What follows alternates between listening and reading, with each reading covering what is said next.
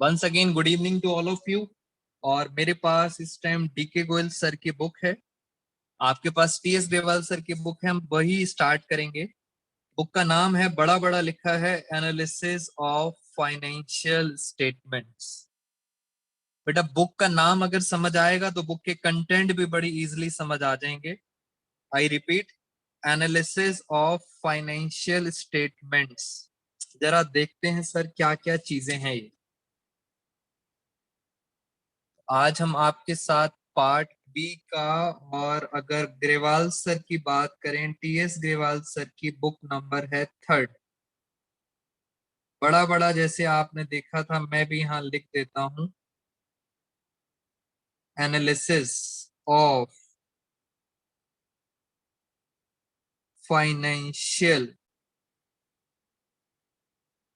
Statements.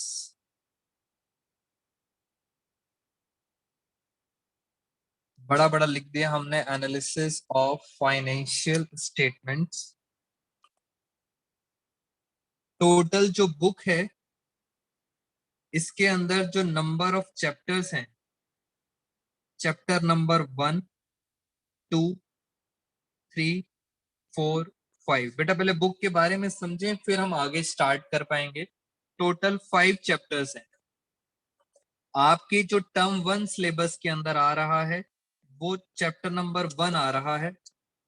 Chapter number 1 के अंदर हमें बस पढ़ना है बैलेंस शीट क्या होती है, कैसे बनाई जाती है, और प्रॉफिट एंड लॉस क्या होता है।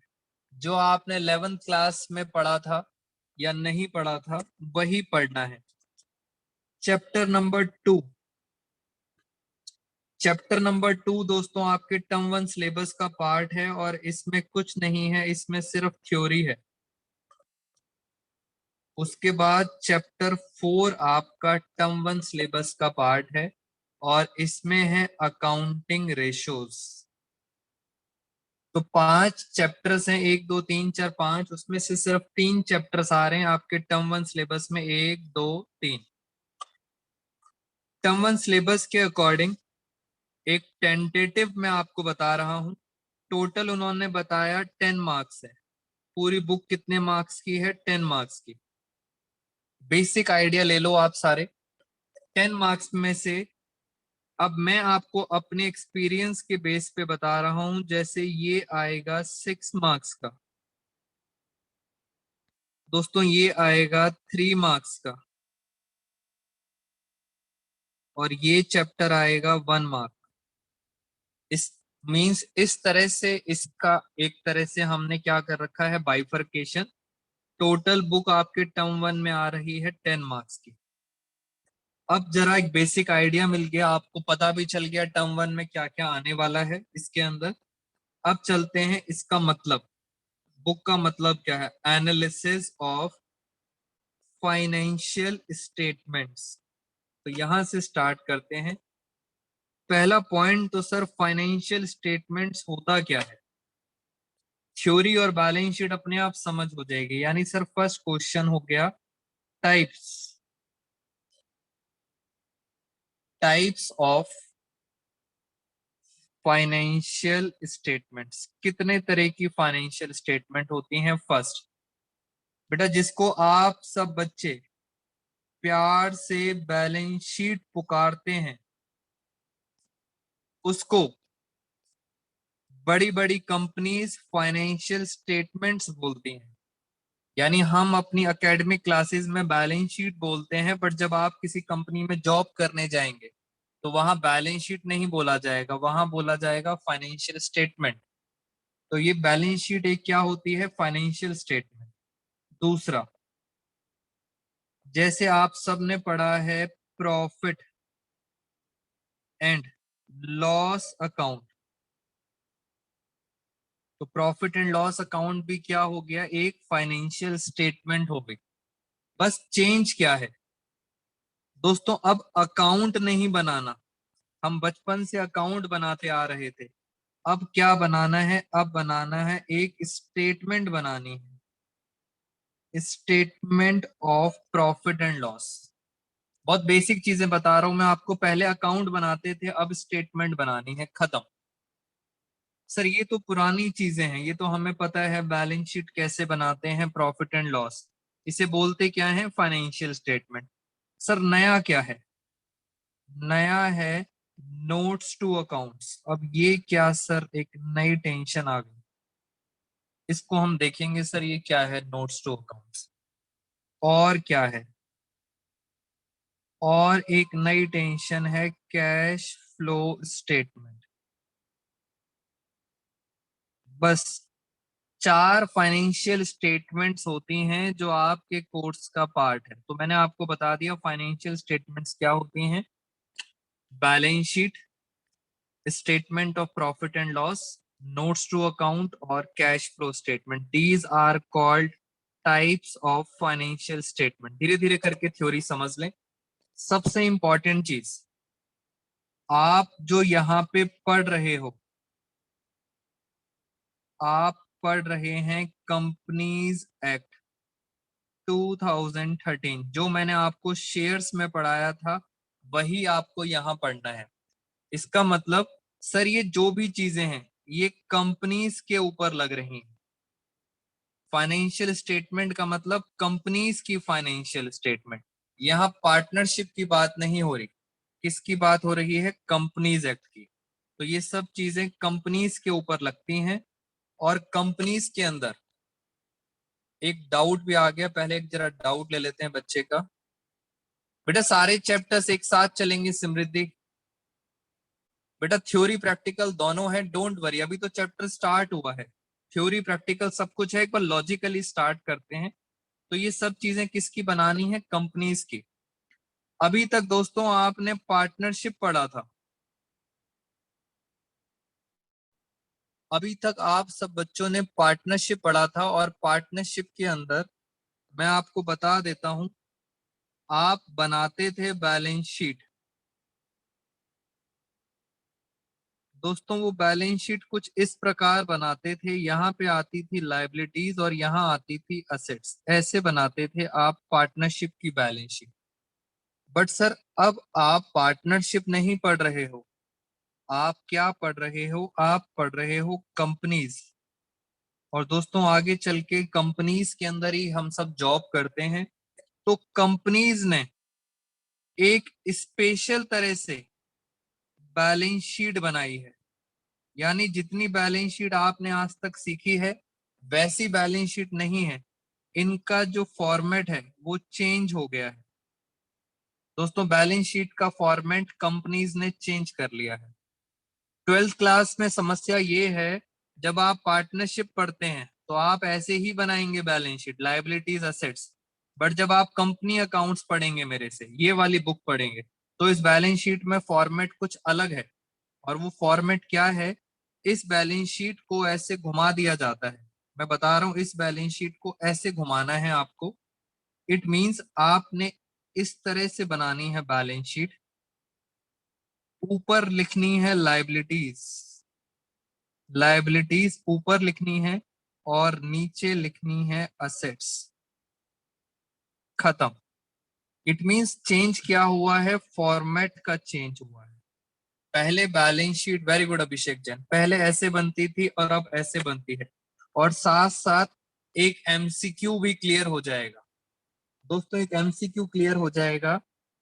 इस फॉर्मेट को, ये जो फॉर्मेट है जो पार्टनरशिप में चल रहा है, इस फॉर्मेट को बोला जाता है हॉरिजॉन्टल। जब आप ऐसे बनाते हैं बैलेंस शीट तो उसे बोला जाता है हॉरिजॉन्टल फॉर्मेट। बट ये जो आप कंपनी के अंदर सीख रहे हैं इस प्रकार, इसको बोला जाता है वर्टिकल फॉर्मेट। पहला आपका एमसीक्यू मैंने क्लियर कर दिया है, बैलेंस शीट किस शेप में बनानी है, वर्टिकल। जैसे मैं आपको एक और एग्जांपल देता हूं।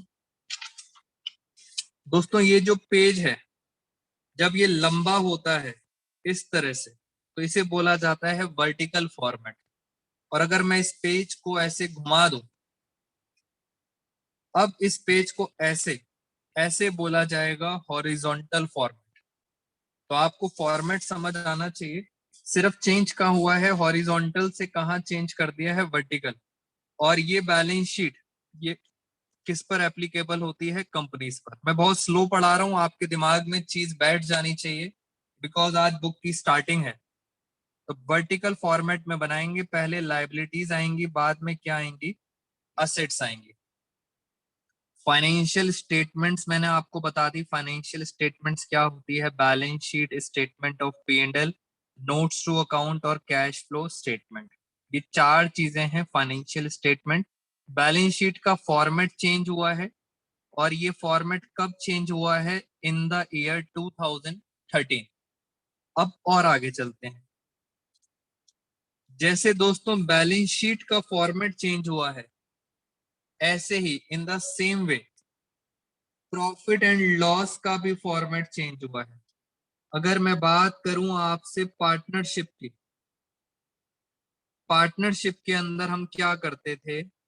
यहाँ पे हम बनाते थे प्रॉफिट एंड लॉस अकाउंट, जिसको आप कुछ बच्चे रीवैल्यूएशन अकाउंट बोलते हैं, कुछ बच्चे P&L एप्रोप्रिएशन अकाउंट बोलते हैं। सब एक ही मोह माया है। यहाँ पे आते थे एक्सपेंसेस और यहाँ आती थी इनकम्स। इस तरह से आप अकाउंट बनाते थे।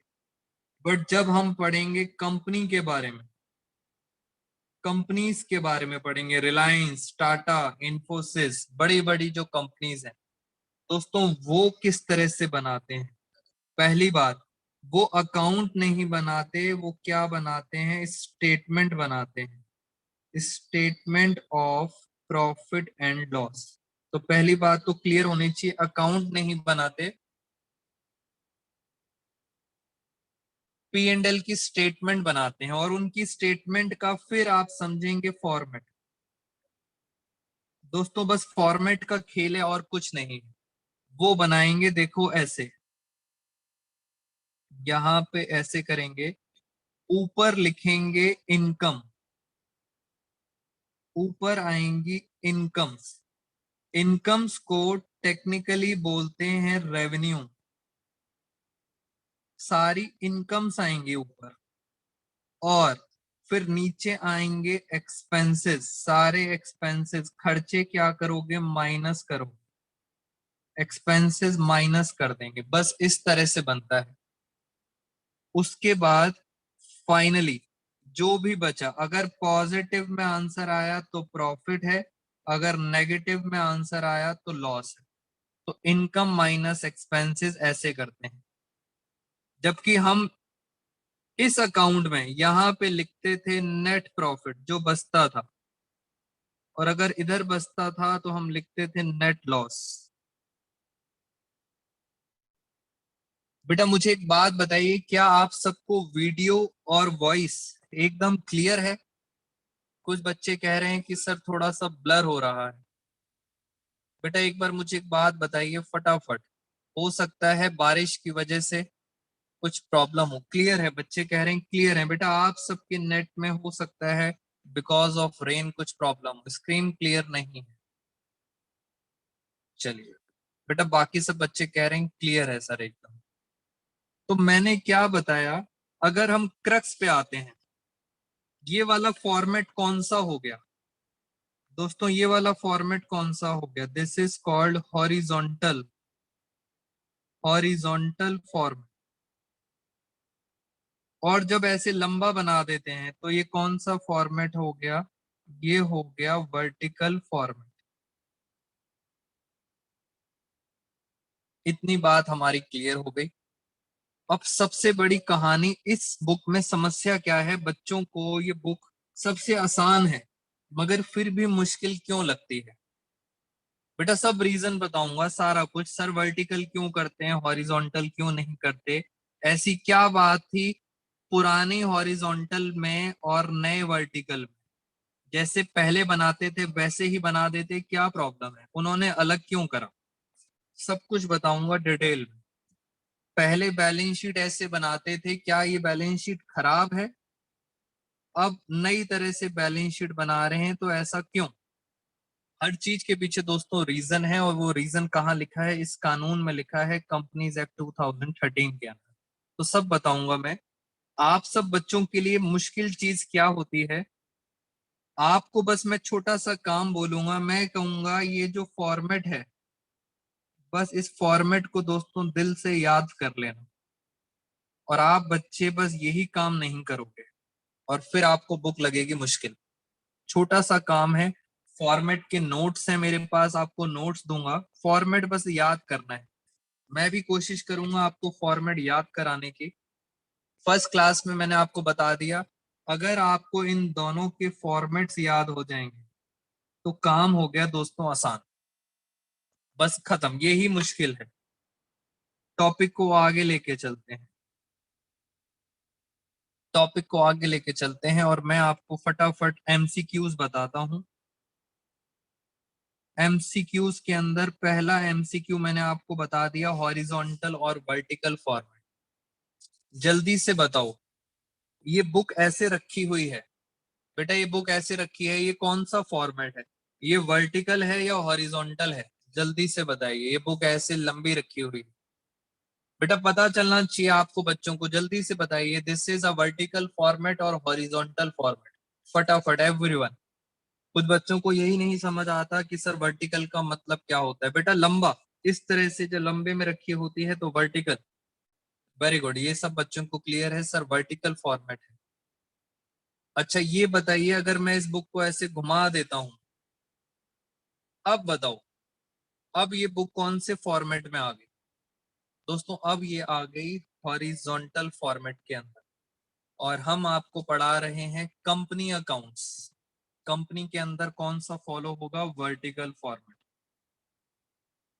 कंपनीज एक्ट, सारे एमसीक्यूज अभी अभी सारे कवर कर लो, मैं आपको बुक के साथ साथ सारे एमसीक्यूज कवर करा दूंगा। कंपनीज एक्ट 2013, इस कंपनी एक्ट के अंदर एक शेड्यूल है दोस्तों, शेड्यूल का नंबर है थर्ड, याद रखना। थर्ड जो शेड्यूल है, इस शेड्यूल के अंदर दो पार्ट हैं, एक है पार्ट वन दोस्तों, एक है पार्ट वन, दूसरा कौन सा पार्ट होगा? जल्दी बताइए। दो पार्ट हैं, एक पार्ट वन होगा, दूसरा कौन सा होगा? कितने समझदार हैं बच्चे, कह रहे हैं सर दूसरा पार्ट टू होगा। वेरी गुड, कितने इंटेलिजेंट बच्चे हैं। दो पार्ट है, ऑफ कोर्स सर, एक पार्ट वन होगा तो दूसरा पार्ट टू ही होगा। दोस्तों पार्ट वन किसके बारे में बात करता है? Part one talks about balance sheet के बारे में। यानी सर बैलेंस शीट के बारे में कौन बात करता है? वो करता है पार्ट वन। और वो बैलेंस शीट के बारे में क्या बात करता है? वो ये बात करता है how to prepare format of balance sheet. ये आपके एमसीक्यूज आने हैं सारे के सारे। तो सर पार्ट टू किसके बारे में बात करता है? पार्ट टू बात करता है statement of profit and loss, account नहीं, statement of profit and loss. और इसके भी किस बारे में बात करता है? फॉर्मेट, कैसे बनाना है, ये फॉर्मेट के बारे में बात करता है। तो ये भी मैंने आपको बता दिए, और मैं आपको दिखाता हूं आपकी जो दोस्तों लेटेस्ट बुक है, ये वाली बुक जो मैंने आप सब बच्चों को कहा था कि ये बुक ले लेना डीके गोयल सर की। इसके अंदर चलते हैं और जरा एक बार इसमें से कुछ क्वेश्चंस भी देख लेते हैं, साथ साथ एमसीक्यू क्लियर हो जाना चाहिए आपको। ये देखो दोस्तों, क्वेश्चन नंबर टू, ध्यान से देखो, मैं थोड़ा सा और जूम कर देता हूं। Question number two, balance sheet of a company, company की बात हो रही है, focus, is required to prepare in the format given in. बेटा बैलेंस शीट का फॉर्मेट कौन से उसमें दिया है? Schedule third part two, schedule third part one, schedule third part three, और टेबल ए किस में दिया हुआ है? नालायक बच्चे अभी भी ए बोल रहे हैं। दोस्तों बैलेंस शीट का दिया हुआ था शेड्यूल थर्ड पार्ट वन में दिया हुआ था। हाँ कुछ बच्चे अभी भी ए बता रहे हैं, बैलेंस शीट पार्ट वन में था। चलो पी एंड एल था दोस्तों पार्ट टू के अंदर। अब मुझे बताओ क्वेश्चन नंबर थर्ड का आंसर। Question number 3, as per companies act balance sheet of a company require horizontal vertical, either horizontal vertical, neither of the above. क्या लगता है, जल्दी से बताइए, क्या लग रहा है आपको? दोस्तों इसका आंसर है बी, वर्टिकल फॉर्म। तो आपको सर ये छोटी छोटी सी बातें आपको पता चल गई इसके अंदर। इस तरह से क्वेश्चंस आएंगे आपको हर एक पॉइंट के ऊपर। और देखते हैं जरा इसके अंदर, चलिए अब चलते हैं आगे। तो मैंने आपको बता दिया पार्ट 1 पार्ट 2 इन दोनों के बारे में बात करता है, और आपको बस याद क्या करना है, इनके फॉर्मेट्स याद करने हैं, दैट्स इट। थोड़ा सा आपको हिंट देता हूं, मैंने आपको अभी तक क्या कराया, मैंने आपको हल्का सा बताया how to prepare balance sheet, फिर मैंने आपके साथ डिस्कस करा statement of profit and loss. अब बच्चों को क्यूरियोसिटी है सर ये नोट्स टू अकाउंट्स क्या चीज है, ये नई चीज है कुछ, नोट्स टू अकाउंट्स, जरा इसको समझते हैं क्या है। लॉजिक क्लियर होगा तब मजा आएगा आगे पढ़ने में भी। नोट्स टू अकाउंट्स क्या होते हैं, चलिए जरा आराम से देखते हैं। हम थर्ड फाइनेंशियल स्टेटमेंट आपके साथ डिस्कस करने जा रहे हैं, नोट्स टू अकाउंट्स। मैंने यहाँ पे लिख दिया बड़ा बड़ा, नोट्स टू अकाउंट्स। पहले सर क्या समस्या थी, पहले ऐसी क्या समस्या थी कि पहले नहीं बनाते थे, अब कंपनीज एक्ट में बनाते हैं। दोस्तों समस्या क्लियर होनी चाहिए कि पहले क्या दिक्कत थी। ये देखो मैं आपको पुरानी बैलेंस शीट बना के दिखा रहा हूं, जैसे हम पुरानी बैलेंस शीट बनाते थे टी शेप के अंदर। अब ये हम यहाँ लिखते थे असेट्स, असेट्स में लिखते थे बैंक। मैं आपको दिक्कत बता रहा हूँ, बैंक। अब दोस्तों हो सकता है आपका bank account state bank of India में भी हो, मान लें उसमें पड़े हैं आपके पास 100 लाख। आपका bank account Punjab national bank में भी हो, वहां पड़े हैं 50 लाख। आपका बैंक अकाउंट आईसीआईसीआई में भी हो सकता है, बहुत जगह हो सकता है, वहां पड़े हुए मान लेते हैं 40 लाख रुपीस, और मान लेते हैं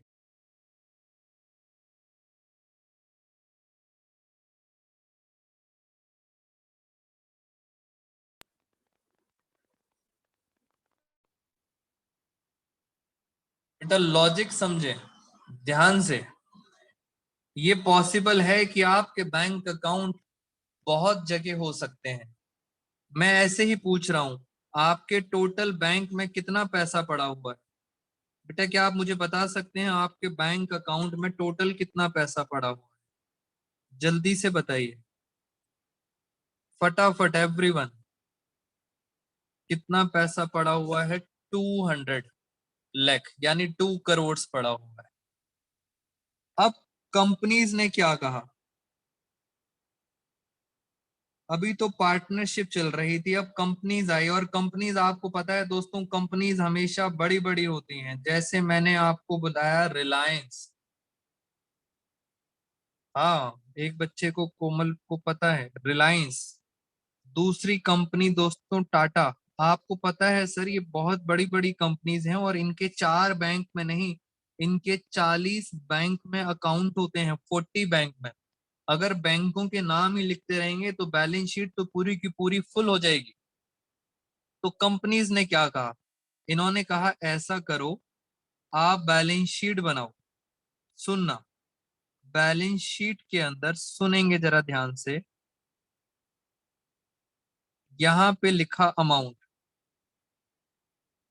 उसके बाद ध्यान से देखना बैलेंस शीट में पहले आती हैं लाइबिलिटीज,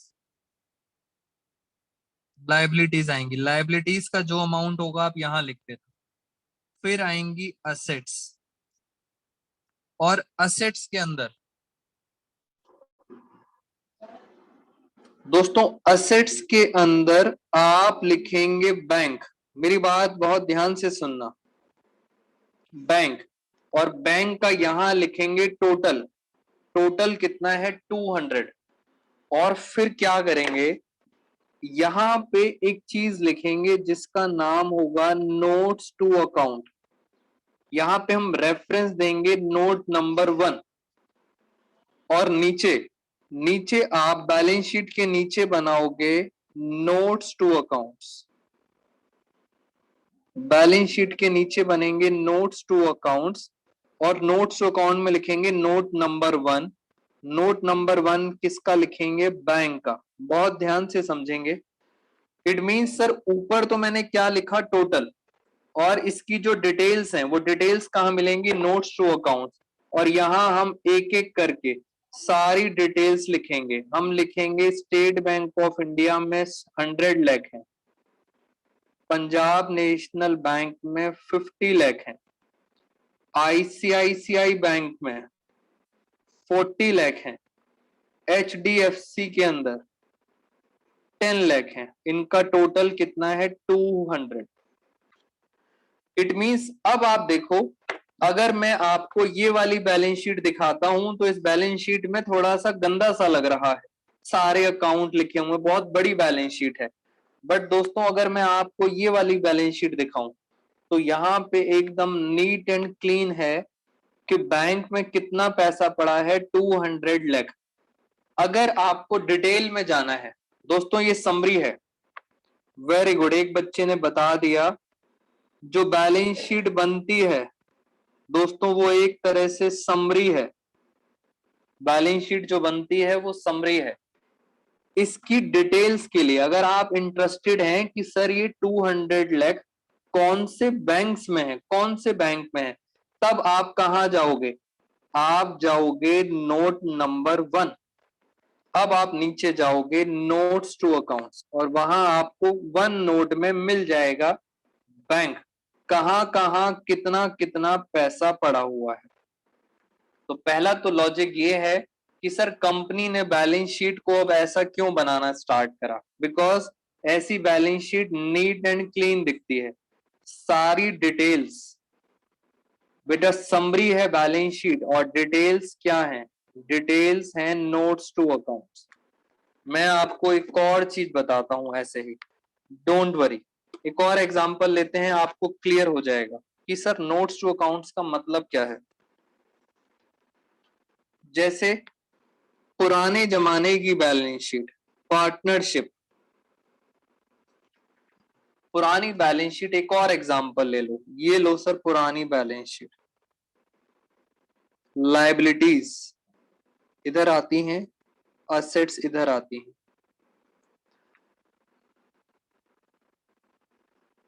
लायबिलिटीज में यहां लिखा है क्रेडिटर्स, क्रेडिटर्स लिखा है, और सर क्रेडिटर्स के नाम लिखे हुए हैं, पी, पी से लेने हैं 100 रुपए, क्यू, क्यू से लेने हैं 80 रुपए, आर, आर से लेने हैं 70 रुपीज, एक एक क्रेडिटर्स का नाम लिखा हुआ, बड़े सारे क्रेडिटर्स हैं, एल, एल से लेने हैं 40 रुपए नहीं 50 रुपए।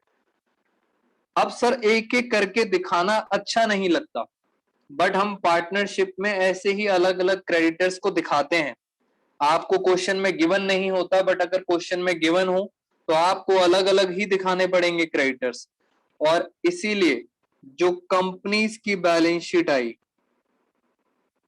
कंपनीज के लिए जो बैलेंस शीट आई, उन्होंने कहा,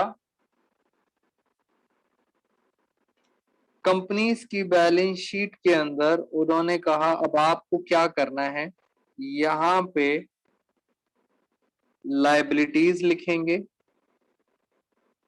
और लायबिलिटीज के अंदर लिखेंगे क्रेडिटर्स,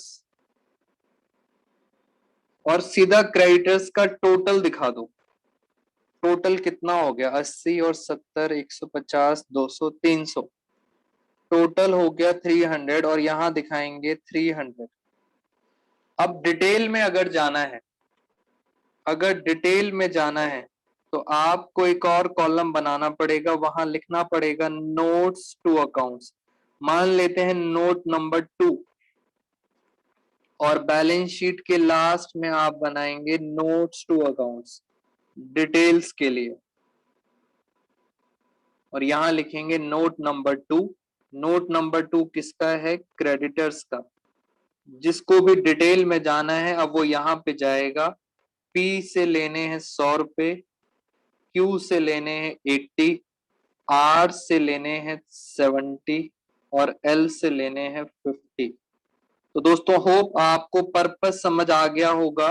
नोट्स टू अकाउंट्स का पर्पस क्या होता है? Balance sheet neat and clean बने और सारी डिटेल्स कहां चली जाएंगी? Notes to accounts. इस तरह से हमारी पहला चेंज मैंने आपको बताया नोट्स टू अकाउंट्स क्या होता है। आइए जरा फटाफट रिवीजन कर लेते हैं। एक बार मैं आपके साथ स्लाइड्स का रिवीजन कराता हूं और आपको दिखाता भी हूं सर बैलेंस शीट किस तरह से बनानी है आराम से। मैं जरा आपके साथ स्क्रीन शेयर करता हूं एक बारी।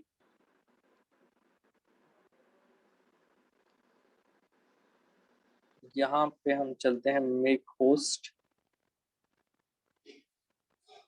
मैंने आपके लिए दोस्तों पीपीटीज बना रखी हैं और उसमें हम चलते हैं सबसे पहले।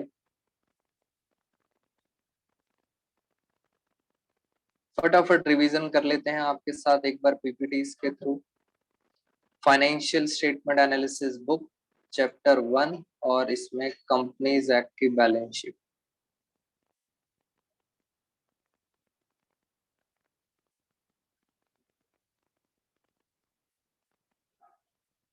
चलिए दोस्तों ये हमारे साथ ये हमारा एजेंडा रहता है बैलेंस शीट की प्रेजेंटेशन।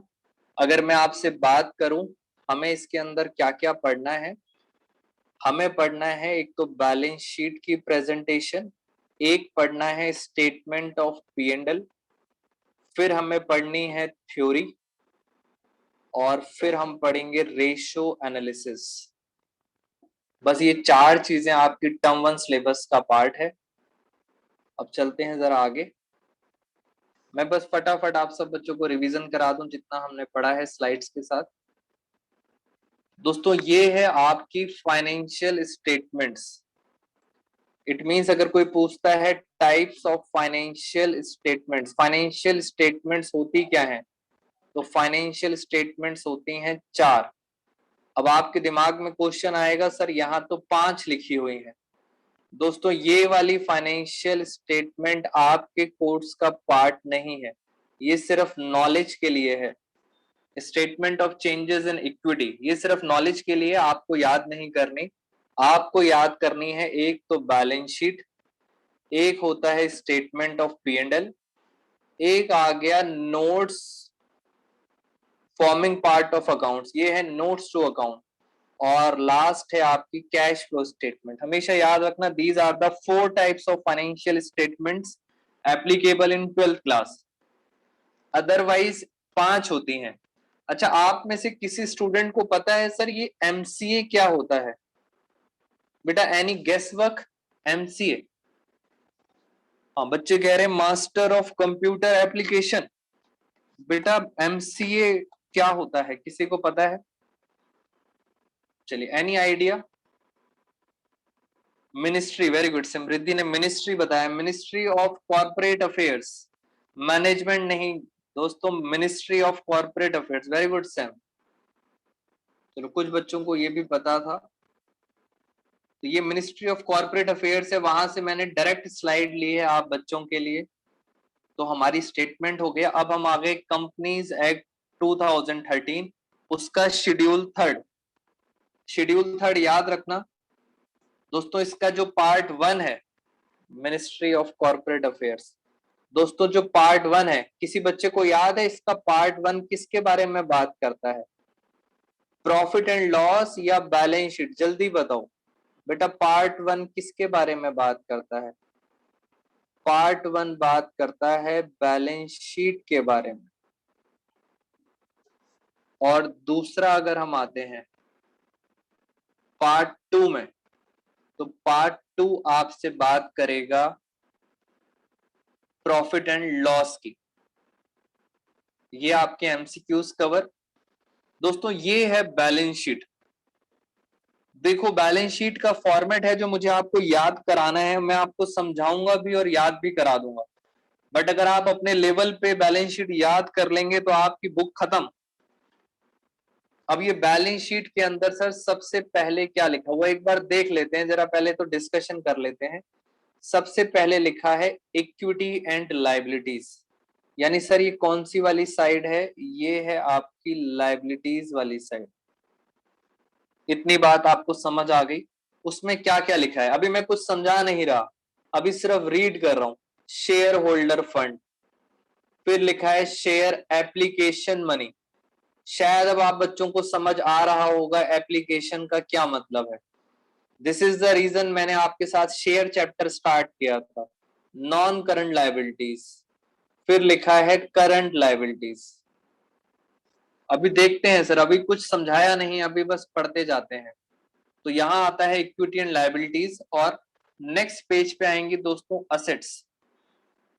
असेट्स को भी दो पार्ट्स में कैटेगराइज किया गया है। पहला पार्ट है नॉन करंट असेट्स और दूसरा पार्ट है करंट असेट्स। तो कंपनीज की बैलेंस शीट दोस्तों थोड़ा डिफरेंट स्टाइल में बनाई जाती है और वो स्टाइल हमें समझना पड़ेगा। तो यहाँ पे ये भी क्लियर हो गया कि सर हाँ non current assets current assets आएंगी। अब बैलेंस शीट को याद करने का मैं आपके साथ तरीका भी शेयर करूंगा सर, किस तरह से हमें याद करनी है। बस ये सारे पॉइंट्स आपके दिमाग में बैठ जाने चाहिए कि सर ये क्या है, विद लॉजिक सब कुछ डिस्कस करूंगा। वापस आते हैं जरा आपके साथ एक बारी, यहाँ पे स्टॉप शेयरिंग करता हूं मैं। चलिए थोड़ा सा आपको रिवीजन करा दिया, नोट्स टू अकाउंट्स के बारे में भी बता दिया। अब मैं आपको थोड़ा सा आगे लेके चलता हूं। बैलेंस शीट को याद करने का तरीका आप सब बच्चों को नेक्स्ट क्लास में मैं नोट्स दे दूंगा। अभी मैं आपके बेटा ग्रुप में पीडीएफ फाइल सेंड करूंगा बैलेंस शीट के नोट्स की, और नेक्स्ट क्लास में आपको उसकी हार्ड कॉपी दे दूंगा। मैं आप सब बच्चों को यही आप सबको बताऊंगा कि आप सबको किसी भी तरह बैलेंस शीट याद करनी। मैं बार बार बोल रहा हूं दोस्तों, बैलेंस शीट किसी भी तरह याद कर लो, लॉजिक समझ आए या ना समझ आए मार्क्स पूरे आ जाएंगे। बेटा सब कुछ मैं आपको पीडीएफ फाइल के थ्रू भेज देता हूं अभी क्लास के बाद, और कल हम हार्ड कॉपी लेंगे। मैं आपको कोशिश कर रहा हूं दोस्तों बैलेंस शीट थोड़ा समझाने की। बैलेंस शीट समझाने की बात करते हैं। बैलेंस शीट के अंदर दो चीजें हैं। एक जगह लिखा है पहले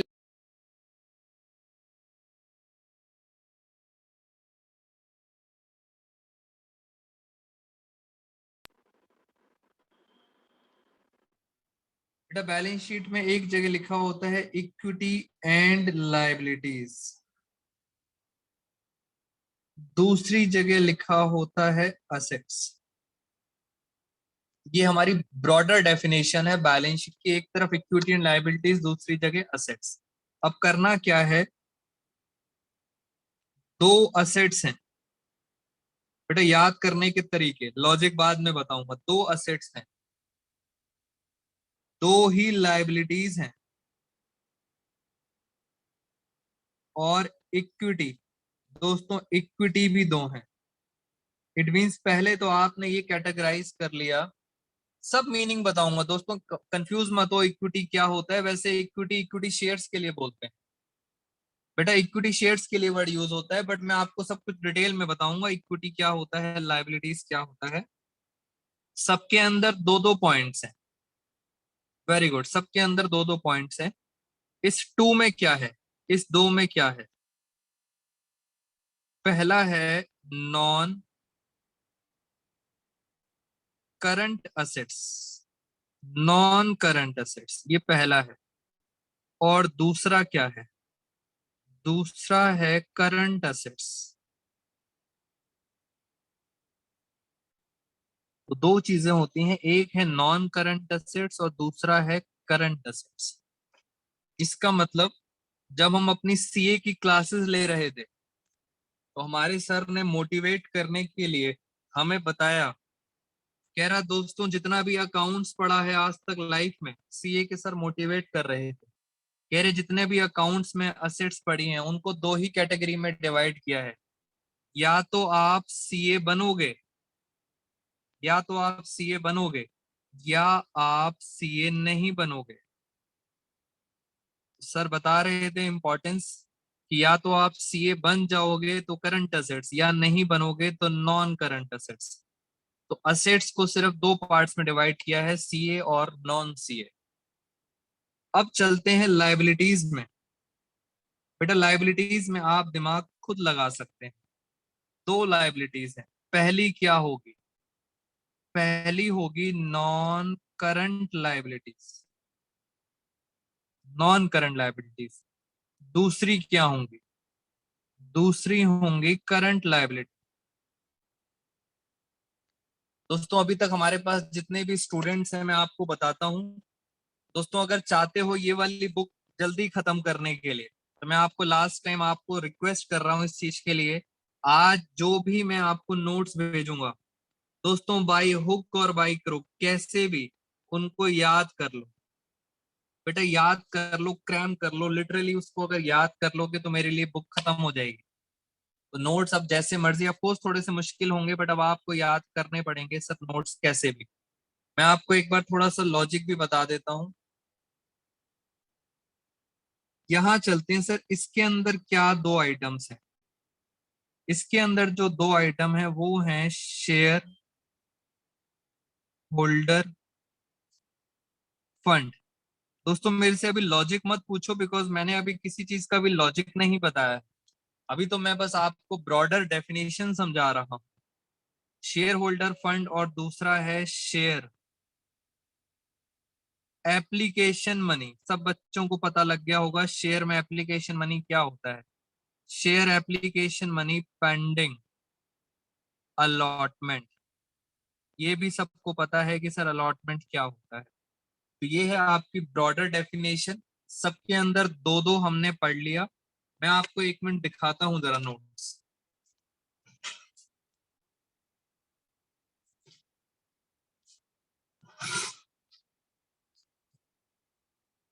दोस्तों ये है बैलेंस शीट जो मैं आज आप सब बच्चों को भेजूंगा और ऑफलाइन क्लास में डिस्कस करेंगे आपसे।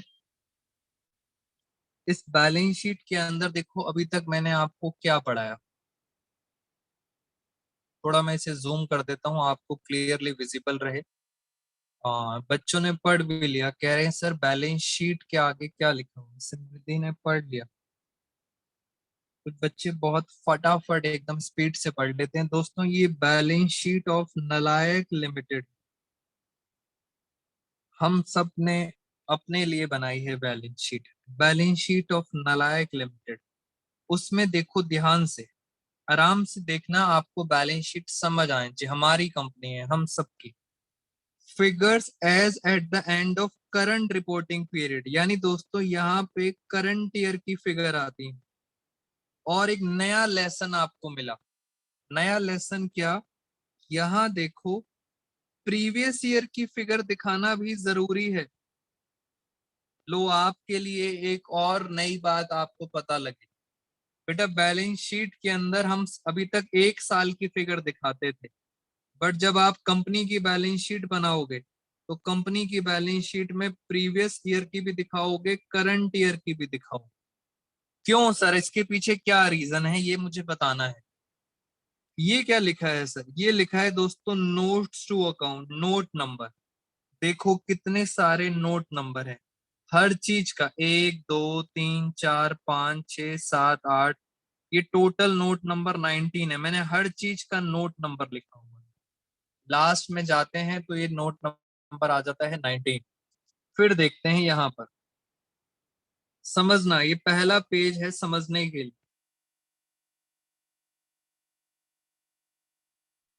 हाँ जी सिमृति आपने सही बताया है, और मैं आपको डिटेल में दिखाता हूं। जैसे ये देखो, पहली हेडिंग क्या है? Equity and liabilities. दोस्तों दूसरी हेडिंग क्या है? दूसरी हेडिंग है असेट्स। ऊपर लायबिलिटीज आती हैं, नीचे आती हैं असेट्स। फिर मैंने आपको बताया सबके अंदर दो दो चीजें हैं। जैसे असेट्स के अंदर देखते हैं, असेट्स के अंदर पहला क्या है, पहला है नॉन करंट असेट्स। दूसरा क्या है, दूसरा है करंट असेट्स। दो चीजें मैंने आपको बता दी, नॉन करंट असेट्स और current assets. Of course sir उसके अंदर भी बहुत कुछ दिया हुआ है, पढ़ेंगे, डोंट वरी। अब चलते हैं ऊपर लायबिलिटीज पर। लायबिलिटीज में देखो, पहला लायबिलिटीज दी है नॉन करंट लायबिलिटी, फिर दे रखी है करंट लायबिलिटी। लायबिलिटीज के बारे में भी पता चल गया। और अब आते हैं इक्विटी पर। इक्विटी में पहला लिखा है शेयर होल्डर फंड और दूसरा लिखा है share application money pending allotment. जो जो मैंने रेड पेन से अंडरलाइन किया है, वापस आओ जरा बेटा, जो भी मैंने रेड पेन से अंडरलाइन किया है आपके बोर्ड में, सीबीएसई बोर्ड में, इन सबको एक दो, मतलब दो और दो चार, चार और दो छह, इन सबको आपके सीबीएसई बोर्ड में बोला जाता है, this is called main headings. Confuse मत होना, अगर आपसे पूछते हैं tell me the main headings, तो आपको पता होना चाहिए सर मेन हेडिंग्स क्या है। हो सकता है आपसे पेपर में पूछ लें असेट्स की मेन हेडिंग्स क्या है, मेन हेडिंग्स, तो आप बताओगे ये दोनों असेट्स की क्या है, मेन हेडिंग्स। ये लायबिलिटीज की मेन हेडिंग्स है, ये इक्विटीज की मेन हेडिंग्स है। तो एमसीक्यू आपको समझ आना चाहिए, these are called main headings. बेटा क्या आपको मेरी बात समझ आ रही है? एकदम बच्चे शांत हैं। दोस्तों क्या आपको मेरी बात समझ आ रही है, यस और नो? मुझे लग रहा है मैं अकेला अकेला ही पढ़ाए जा रहा हूं, जल्दी से बताइए। चलिए ऐसा करते हैं दोस्तों, अब बाकी चीजें ऑफलाइन में आप सबके साथ डिस्कस करूंगा। आज की क्लास में इतना ही, इसी से आगे चलेंगे नेक्स्ट क्लास में। जाते जाते फिर बता रहा हूं, बैलेंस शीट के नोट्स भेज रहा हूं, आपको पूरी बैलेंस शीट याद करनी है। 6 पेजेस हैं दोस्तों, बस 6 पेजेस, पूरी बुक खत्म।